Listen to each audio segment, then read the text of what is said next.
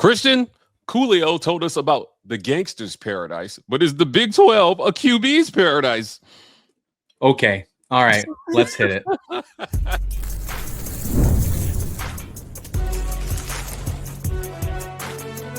You are Locked On College Crossover, part of the Locked On Podcast Network. Your team every day. Welcome on into another edition of Locked On College Crossover. I'm your host, Mike G, here with my other host, Christian Rauh. We're talking Big 12 football, UCF and Kansas State football on today's show. Is the Big 12 the QB conference in college football? I think it's time to get into it. Yeah, that was segment 3, a little bit 1, 2, 3, 4, since we're talking a little Coolio here and getting a second team in the playoffs. How about that? Well, we'll see you when you get there. How about that? Yeah.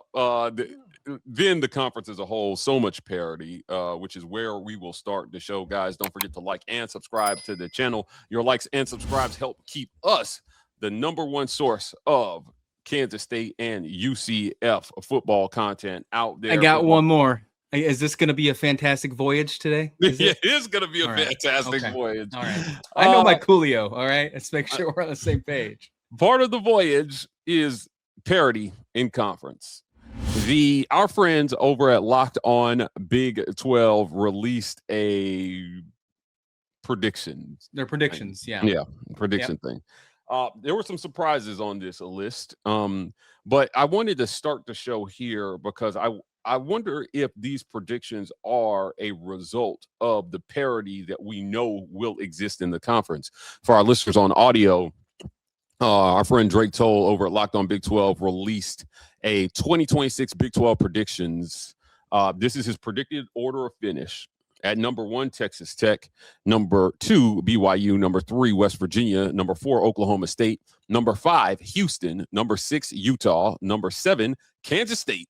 #8, TCU. #9, Baylor. #10, Arizona. #11, Arizona State. #12, Iowa State. #13, Kansas. #14, UCF. #15, Colorado. #16, Cincinnati. Christian, I got problems with UCF way down at 14.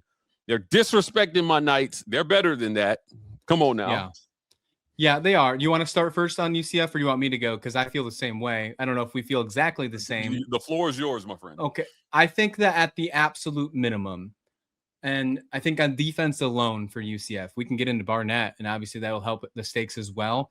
But I think UCF's floor, and I think this is a fair take, their floor should be 12.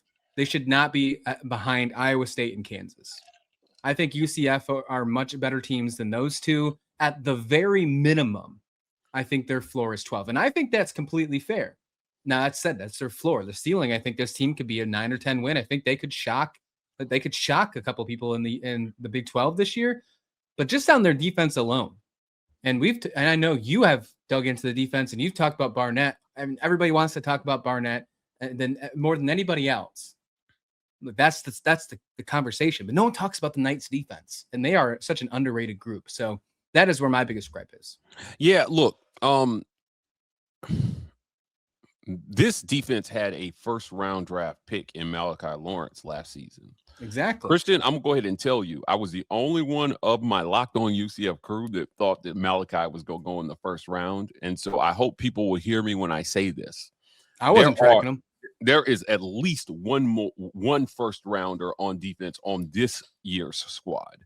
And so, defensively, they're just being so underrated. Offensively, the sky's the limit, man. I don't think anybody will know what to do with UCF in the first month of the season because Alonzo Barnett is such a question mark in terms of how good is he really, right? And I don't think that anyone really can answer. They're not going to be able to answer that question until they see it for themselves.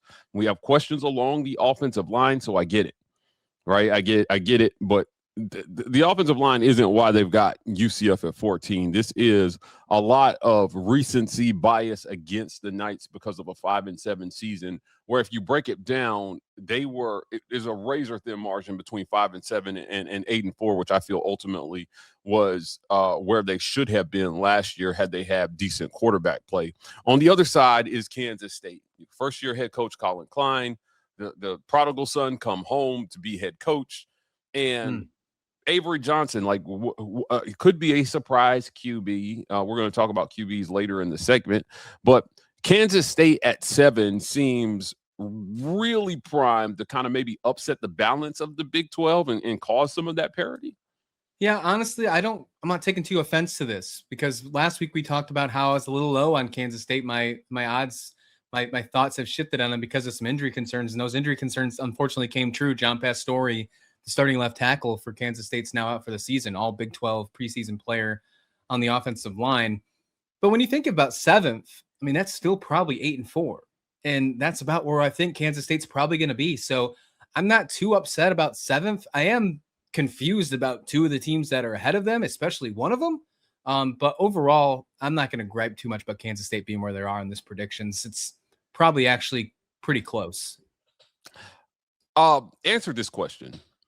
If Kansas State finishes in the top 4, what one thing has to happen for Kansas State to be a top 4 team in the Big 12? They got to beat Houston in that first game at Bill Snyder Family Stadium in the Big 12 opener for them. Well, their opener at home, they have to beat that game.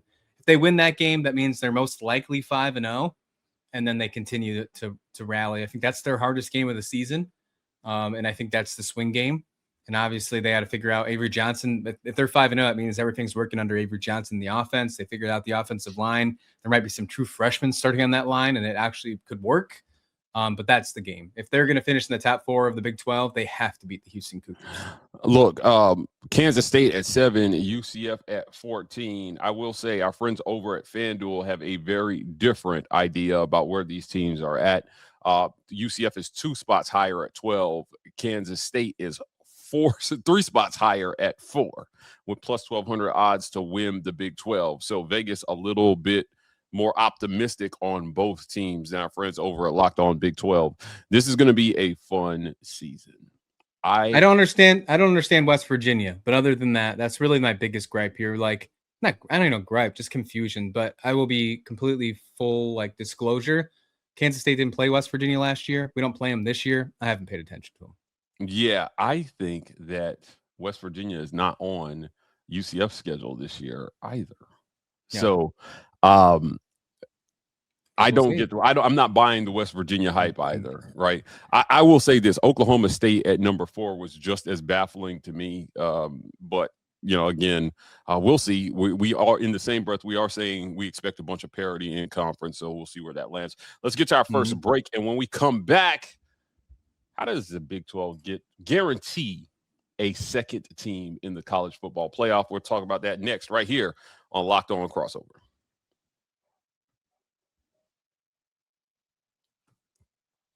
Support for today's show is brought to you by our friends at Game Time, Christian. I know you love concerts. I definitely love concerts, and there are more live events than ever we're seeing right now. I'm talking about games, concerts, comedy shows, and festivals. The hard part usually isn't deciding that you want to go. It's finding tickets. Between long wait times, confusing checkout processes, and surprise fees, buying tickets can sometimes feel harder than it should. That's why so many fans are turning to Game Time. The app is built to make buying tickets simple with upfront pricing, seat views before you buy, and exclusive savings opportunities that help you get to events you want to without the usual hassle. Yeah, I'm checking it out right now. Unfortunately, it looks like there's no Coolio tickets at the moment. Maybe I'm wrong. Maybe I'm just not Googling it fast enough. I'm not sure. But either way, you could get those and you could find out the seat you wanted. You get the corner seat. You could find yourself in the middle if you're weird like that. Whatever you want. And you could get the price right away. No hidden fees. No prices jumping at checkout. All that good stuff with Game Time. The worst thing in the world other than internet lag is getting surprise fees. And you don't have to worry about that with Game Time. Take the guesswork out of buying tickets to every type of event with Game Time. Download the Game Time app, create an account, and use code LOCKEDON for $20 off your first purchase. Terms do apply, but again, create an account, redeem code LOCKEDON for $20 off. Download that Game Time app today. All right, let's dive into it. Locked On College Crossover, Locked On UCF, Locked On Kansas State. How do you get a second team in the college football playoffs? And if we're going to go off of what we just saw, and I think it's fair to put Texas Tech and BYU as the top 2 teams entering the season as the favorites. We see it from our Locked On Big 12 predictions. We see it from FanDuel. Most of them are sitting at the top. I think Houston can sneak up there as well. But either way, you and I are both high on BYU.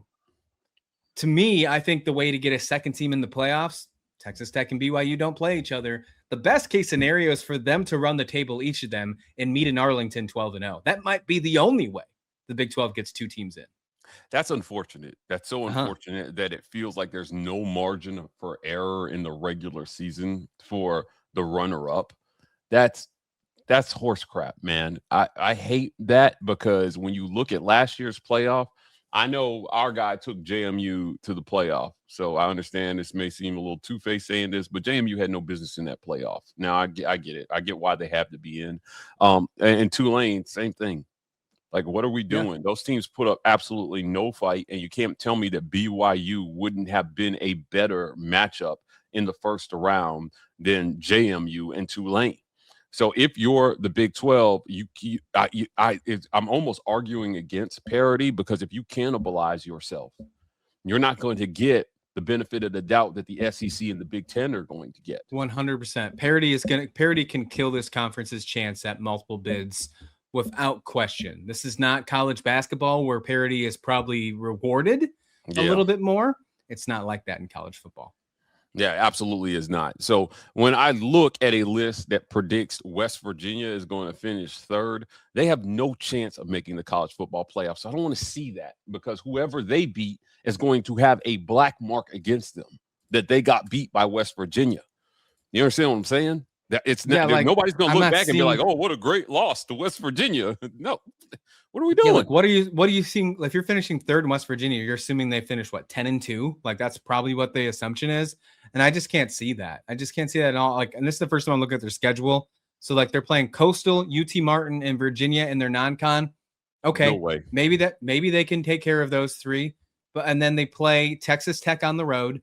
They finish the season hosting Houston and then traveling to Utah. Those are their 3 hardest Big 12 games. They have Arizona on the schedule as well, which I think the Big 12 predictions were also a little low on Arizona, in my opinion. There's no way that they're going to run the table here. And if you think they finish third, if they snuck up to second and they had losses on their belt, that's the worst case scenario here. If you want a second team, if you're a Big 12 believer, and all you want to see is just 2 Big 12 bids in the college football playoffs. If you say, screw my team, I know they're building their way up. They're not going to make it to Arlington this year. I just want to see progress. I don't know. Maybe you're a fan of Oklahoma State or something that might think that, or Iowa State or something like that. That obviously is going to have a down year with a first-year head coach. And you're just like, let me just get 2 of these Big 12 teams in. You want 2 teams to be undefeated and run the table. And your best case scenario is it being BYU and Texas Tech. I'm going to have a hard time rooting for Texas Tech this year after everything that went down this offseason. But if you want 2 in the Big 12 into the college football playoffs, Mike, that's your best route. Yeah, I think that you need a team, if it's not Texas Tech, to be clearly above the rest. I don't think it's going to be Oklahoma State, who they have, although they've got a great opportunity to prove themselves early. Oklahoma State faces off. You talked about the non-con there for West Virginia. Well, in the non-con, Oklahoma State has Tulsa, Oregon, and Murray State, and that's a home game against Oregon. So you got it could be Houston. It could be Houston. Their non-con is super simple. Oregon State, Southern, Georgia Southern, but they have to beat Texas Tech. So it's like, okay, so if it's not Texas Tech, is it Houston? So maybe it's BYU and Houston that can run the table. The Texas Tech has to travel to Manhattan. And I talk about how important that game is. They also got to play Utah. They play that West Virginia. As apparently that's a lot of people are high on. I just don't get it. I don't see it. But can Houston be that team? I don't know. But I do think you got to have. I think you got to have 2 12-0s. I don't know if you can enter Arlington. We just saw it last year with 11-1s, and then as soon as BYU lost the second time to Texas Tech, they said, "Well, that's just not good enough." If there's a 12-0 and an 11-1 team, does that one loss have to come from somebody else that's not also there? Yeah, I wonder if you're going to get that one team beat you twice tax if you play them in the regular season and then again in the conference. I don't think that should penalize you, but it feels like that it has in the past. So, getting a second team into this college football playoff, and they're talking about expanding the playoff again, right? Of course. You need to establish inevitable, yourself. probably. Yeah, you need to establish yourself as a conference worthy of at least a second bid, if not a third, if they expand it again. So, I'm looking at this, and I just can't help but think that Texas Tech absolutely embarrassing the Big 12 in the playoff last year hurt, and then all that foolishness with Sorsby smells of desperation. And then they're trying it with Castellanos again too. There's rumors about him. Yeah, I don't like how the optics are setting up for the conference, where you may be the team, your flagship school may be the team nobody wants to see in the playoff. I think the best case scenario for people outside of Texas Tech, if they have that sour taste in their mouth, is to have BYU run the table. And I hate to say that, but that's probably the best case for the conference, not for Kansas State fans, not for UCF fans. So when you're listening to this, obviously we want our teams to succeed, no doubt. But for the conference, this segment's how do we get a second team in the playoffs? And then Houston to do it. I think Houston would do it.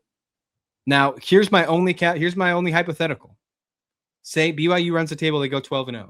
Houston goes 11-1. They either lose to UCF on October 3rd, or a week later they lose to Kansas State, because Houston plays back-to-back our teams in the first 2 weeks of October. Say they lose one of those games, and we are a middle of the pack team. Let's just say whoever they lose to are 8-4.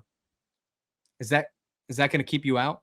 If you lose in the Big 12 championship, you're 11-1, then you go 11-2, but you didn't lose to BYU twice. Right? Does that keep you out?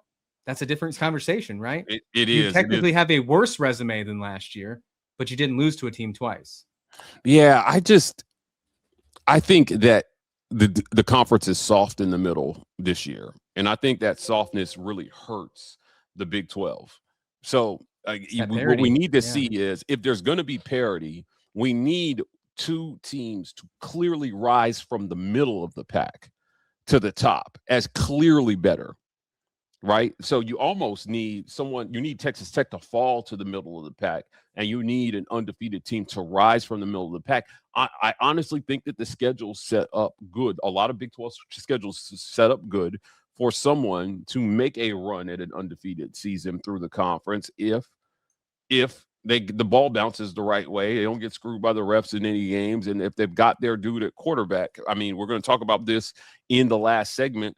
There are a lot of good quarterbacks in the Big 12, I think, this season, all capable of maybe going on a run if their teams get hot. Yeah, very good point.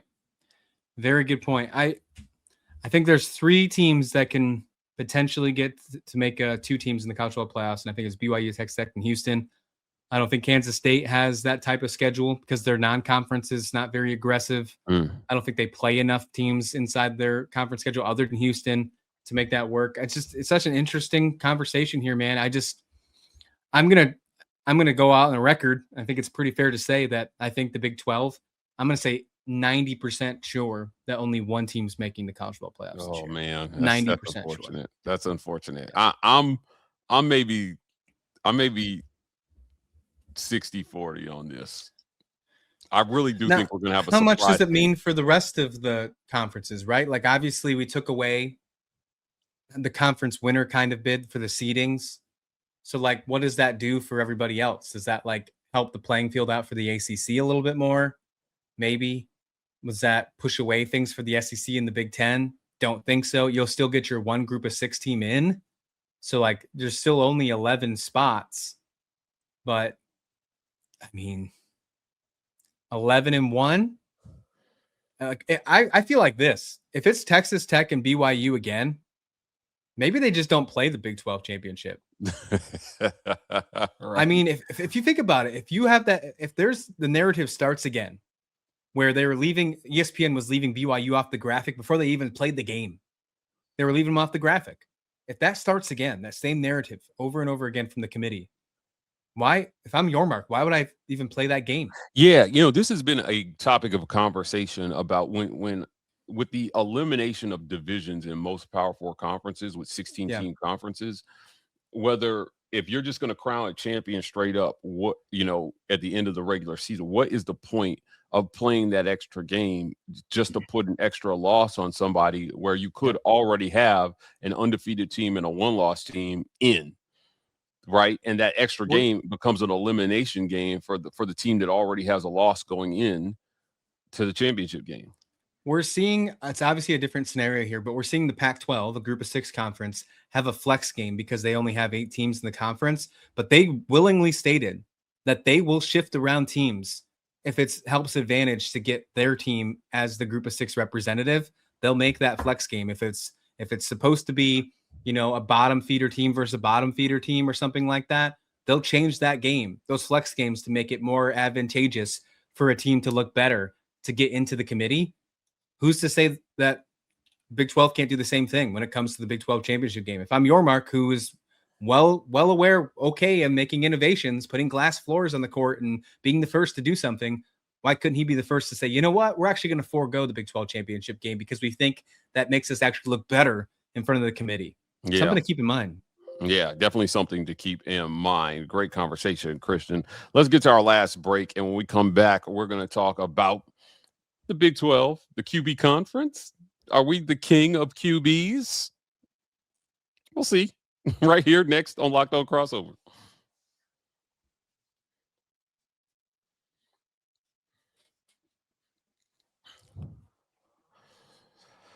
Drew Mestemaker, Alonzo Barnett III, Noah Fafita, Devin Dam Pierre. There's so many good QBs in the Big 12 this coming season. Avery Johnson is as experienced as anybody in college football. DJ Lagway comes over to Baylor from Florida.